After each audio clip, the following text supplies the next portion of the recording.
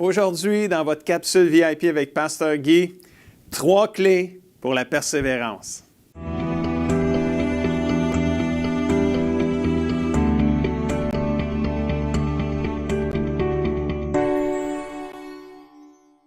Bonjour amis et familles du CCDM, j'espère que vous allez bien aujourd'hui, malgré tout ce qu'on vit depuis 8 mois avec le confinement. C'est une joie pour moi de pouvoir partager avec vous sur la parole de Dieu et participer à votre croissance spirituelle. Donc, je vous souhaite une super capsule aujourd'hui. Le titre de la capsule, c'est « Les 3 clés de la persévérance ». Nous savons tous ce que la Bible dit sur la persévérance dans Matthieu 24, 13, un classique, « Celui qui persévérera jusqu'à la fin sera sauvé ». Donc, sans la persévérance, on ne peut pas être sauvé. Donc, abandonner n'est même pas une option pour le chrétien et on veut persévérer dans le Seigneur et je crois que c'est votre désir. Alors, aujourd'hui, je veux partager avec vous les 3 clés de la persévérance que nous retrouvons dans le texte de 2 Timothée chapitre 4, versets 7 et 8 où l'apôtre Paul nous dit « J'ai combattu le bon combat, je suis allé jusqu'au bout de la course, j'ai gardé la foi, amen, et maintenant le prix de la victoire m'attend, c'est la couronne du salut, c'est le ciel, c'est la présence de Dieu pour l'éternité. » Donc, dans ce verset-là, nous avons les 3 clés de la persévérance. Donc, et pour vous aider à vous en rappeler, chacune des clés commence par la lettre D. Donc, la première clé de la persévérance, c'est la décision. Oui, quand Paul il dit « j'ai combattu », j'ai terminé la course, j'ai gardé la foi. Il y a vraiment cette idée-là où ce que Paul il avait pris une décision. Et la définition de décision, vous allez voir, là, c'est pas scientifique. La décision, sa définition, c'est l'action de décider. C'est faire un choix. Persévérer n'est pas le fruit du hasard, frères, mes amis, c'est une décision, c'est une action qu'on a prise. Dieu a tout pourvu pour le croyant. Tout est à notre disposition pour aller au ciel et passer l'éternité avec le Seigneur. Tout est là pour vivre une vie chrétienne victorieuse sur cette terre. Pas à l'abri des épreuves, mais victorieuse quand même. Et l'apôtre Paul avait pris cette décision d'aller jusqu'au bout de sa vie dans sa foi avec le Seigneur. Il avait pris la décision de combattre le bon combat de la foi. Et Dieu nous a laissé quelque chose d'extrêmement précieux, mes amis. C'est la libre volonté. Alors, il place devant nous un choix. Puis c'est à nous à faire le choix. Et il nous dit les conséquences des 2 choix, mais au moins, on a le choix. On n'est pas des robots, là. On a le choix. Donc, Deutéronome 30, 19 nous dit, je vous préviens aujourd'hui, en prenant le ciel et la terre comme témoins, je mets devant vous la vie et la bénédiction d'un côté, la mort et la malédiction d'un autre côté. Puis là, il nous dit même, choisis la vie pour que vous viviez, vous et vos enfants. Mais comment choisir la vie? C'est quoi la vie? C'est qui la vie? Ben, Jésus répond à cette question-là dans Jean 14, 6. Il dit lui-même, il dit, « Je suis le chemin, la vérité et la vie. » Jésus, la vie, c'est pas c'est quoi la vie, c'est qui la vie? C'est Jésus la vie. Il dit, personne ne peut aller au Père sans passer par moi. Et Jésus ajoute même à ceux qui sont pas chrétiens, vous avez, dans Jean 8, 44, vous avez pour père le diable.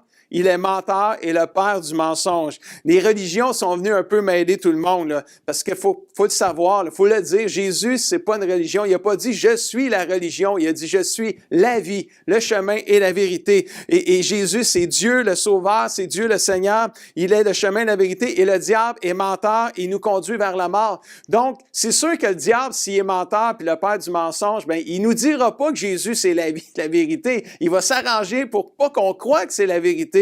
Tandis que Jésus, c'est lui, il dit la vérité. Fait, s'il dit qu'il est la vérité, ben c'est parce qu'il l'est vraiment.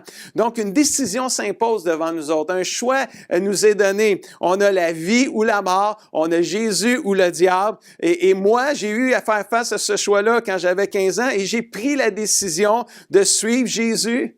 À l'âge de 15 ans, en 1983, j'ai décidé de suivre Jésus. C'est peut-être la décision pour la persévérance la plus importante que j'ai prise dans ma vie. Et là, ça fait plus de 37 ans que je persévère, que je grandis, que je change, que je connais plus Dieu, que ma vie est transformée. J'ai décidé de suivre Jésus et j'ai décidé de persévérer jusqu'au bout de ma vie. Là, après 37 ans, là, ça fait assez longtemps que je suis le Seigneur, que je persévère. J'arrêterai pas, je vais continuer.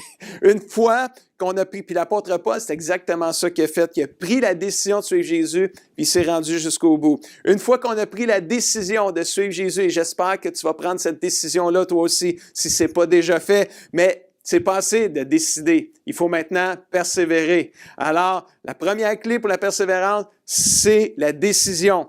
Mais la deuxième clé pour la persévérance, c'est la détermination. On commence par la lettre D. Décision numéro 1, détermination numéro 2. Là, quand Paul il dit « Je suis allé jusqu'au bout de la course de la foi, j'ai gardé la foi », bien, il y avait une détermination. Et la détermination, c'est la qualité ou l'attitude de quelqu'un qui est ferme, qui est déterminé et qui est résolu.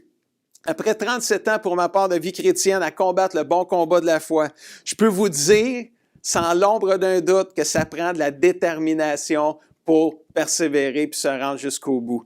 Donc, après 6 mois, c'est une chose, tu as décidé, puis là, ça fait 6 mois. Mais quand ça fait 37 ans que tu sers le Seigneur, que tu suis Dieu, tu vis toutes sortes d'épreuves, toutes sortes de choses, toutes sortes de difficultés, de bons moments, de moins bons moments, je peux dire que ça prend de la détermination pour se rendre jusqu'au bout et persévérer. C'est une clé essentielle à la persévérance, la détermination, mes amis. L'apôtre Paul, il avait cette détermination-là. Et j'aimerais juste lire avec vous dans 2 Corinthiens 11, 24 à 31, puis je vais juste lire une partie parce que c'est un long verset, juste de toutes les souffrances que Paul a énumérées dans ce texte-là. Il dit « 5 fois, j'ai reçu des Juifs la série de 39 coups. » Là. Fait 39 coups à se faire battre de fouette. 3 fois, j'ai été battu à coups de bâton, à coups de fouette par les Romains. 1 fois, on m'a blessé en me jetant des pierres. On appelle ça lapider. 3 fois, j'ai fait naufrage parce que le bateau était le moyen de transport pour eux dans le temps. Alors, il a fait naufrage 3 fois. 1 fois, il a même resté 1 jour et 1 nuit dans la mer, dans les flots de la mer. Et là, la liste continue pendant 5 autres versets où il raconte toutes ses souffrances. Et juste pour dire qu'il en a vécu des choses, l'apôtre Paul, des injustices à cause qu'il prêchait la bonne nouvelle de Jésus, la vie, la vérité et le seul chemin. Et même Paul, ajoutons à cela que Paul a écrit 13 des 27 livres du Nouveau Testament. Et de ces 13 livres-là qu'il a écrits, 4 ont été écrits alors qu'il était confiné dans une prison injustement. Je ne sais pas, ça vous dit-tu quelque chose, le mot « confiné » aujourd'hui? Hein? Ça fait 8 mois, nous autres, qu'on est confinés. Mais Paul, là, il a été confiné en prison. Puis au lieu de chialer dans la prison, au lieu de se plaindre, au lieu de crier à l'injustice, parce que c'était vraiment l'injustice, au lieu de crier « Hey, j'ai pas mes droits, hein, les autorités », qu'est-ce qu'il a fait, Paul? Il s'est mis à prier, il s'est mis à louer le Seigneur, à adorer Dieu, puis à écrire des lettres à des églises pour les encourager. Si vous lisez la lettre de Paul aux Philippiens, c'est une lettre de joie. Paul n'arrête pas de dire « Réjouissez-vous toujours dans le Seigneur ». Il a écrit ça, il était en prison. Donc, on peut voir là, que l'importance de la détermination, de ne pas se laisser paralyser quand on vit des injustices ou des difficultés comme là on vit présentement. Avec la COVID-19, ça prend de la détermination. Et Paul a démontré qu'il était déterminé. Puis moi, ça m'inspire. Quand je lis ça, toutes les souffrances qu'il a vécues, puis il n'a pas lâché, il a continué. Moi, j'ai juste le goût de continuer. Malgré tout ce qu'on vit présentement aujourd'hui, on n'arrêtera pas de servir le Seigneur. L'épreuve de la COVID-19 est un test de persévérance pour plusieurs aujourd'hui. Mais soyons honnêtes, là. Ça se compare pas à tout ce que les souffrances que Paul a vécues, là. Faut bien être honnête, là. Tu sais, on vit des choses difficiles, c'est pas facile. Mais quand tu lis la liste des souffrances de Paul, tu dis, hey, on va persévérer, là. On laissera pas la COVID-19 nous arrêter de servir le Seigneur, là. Oh non, pas du tout, mes amis. Alléluia. Paul avait pris la décision de suivre Jésus. Il était déterminé à garder la foi jusqu'au bout, malgré toutes les épreuves qu'il a pu vivre. Mais qu'est-ce qui le motivait vraiment pour endurer de telles souffrances et continuer à servir le Seigneur? Il n'y avait pas juste la détermination, il n'y avait pas juste la décision qu'il avait prise, il y avait la troisième clé de la persévérance qui commence par la lettre D, et c'est la destination. Paul, dans 2 Timothée 4,8, a dit « Et maintenant, le prix de la victoire m'attend, là, je suis sur le bord de mourir, ça s'en vient, la couronne du salut s'en vient, que le Seigneur, le juste juge, me donnera au jour du jugement, mais pas juste à moi, à tous ceux aussi qui attendent avec amour le moment où il reviendra, il apparaîtra. » Paul, il avait un but, c'est le ciel. C'est la vie éternelle avec Jésus dans le ciel. C'est la destination finale des croyants, mes amis. C'est à cause de cette destination finale, le ciel pour toujours, sans souffrance et sans maladie, que c'est à cause de cela qu'il a pris la décision de dire oui à Jésus. C'est à cause de la destination finale qu'il a fait cette détermination inébranlable à persévérer et à pas lâcher. Et il exprime très bien dans Philippiens 3, 13 à 14, qui dit « Mais je fais une seule chose, oubliant ce qui est derrière moi, étendant toute mon énergie vers ce qui est devant moi, je poursuis ma course vers le but pour remporter le prix attaché à l'appel que Dieu nous a adressé du haut du ciel dans l'union avec Jésus-Christ. Je cours vers le but, c'est le ciel. C'est la destination finale. Il n'avait que ça. Je m'en vais un jour avec Jésus. Mais il a même dit que la mort était pour lui un gain, une victoire, parce que la mort l'amenait direct dans le ciel avec le Seigneur. Et je termine avec un verset qui dit, dans 2 Corinthiens 4, 16 à 18, qui nous donne encore une fois l'attitude de Paul devant les souffrances qu'il a vécues. Il dit, voilà pourquoi on ne perd pas courage. Et même si notre tête extérieure se détruit, notre tête intérieure se renouvelle, lui, de jour en jour. En effet, nos légères difficultés du moment présent, je ne sais pas comment il peut écrire ça comme ça, nos légères difficultés quand tu vois toute la liste des souffrances. Mais pour lui, il voyait que c'était des légères difficultés du moment présent, parce que pour lui, ces légères difficultés-là produisaient pour lui, au-delà de toute mesure, un point éternel de gloire, parce que lui, il regardait, verset 18, non pas à ce qui est visible, mais à ce qui est invisible. Car les réalités visibles sont passagères, les invisibles sont éternelles. Paul, il avait les yeux sur la destination finale. Les choses invisibles, c'est le ciel, c'est les choses de Dieu, c'est les choses spirituelles. C'est quand tu comprends ta destination finale en tant qu'enfant de Dieu, bien, ta décision de suivre Jésus et ta détermination d'y parvenir produisent la persévérance dans ta vie, une persévérance à toute épreuve. Avec tout ce qui se passe dans le monde aujourd'hui, on sait que la fin est de plus en plus proche. Mes amis et familles du CCDM, c'est pas le temps d'abandonner, c'est le temps de quoi? Dites-le avec moi. Persévérer. Alléluia. La persévérance commence par une décision, elle se développe par une détermination et elle se terminera dans notre destination finale avec le Seigneur. C'est les trois clés, ce sont les trois clés de la persévérance que je voulais partager avec vous et je vous laisse avec les défis de la semaine.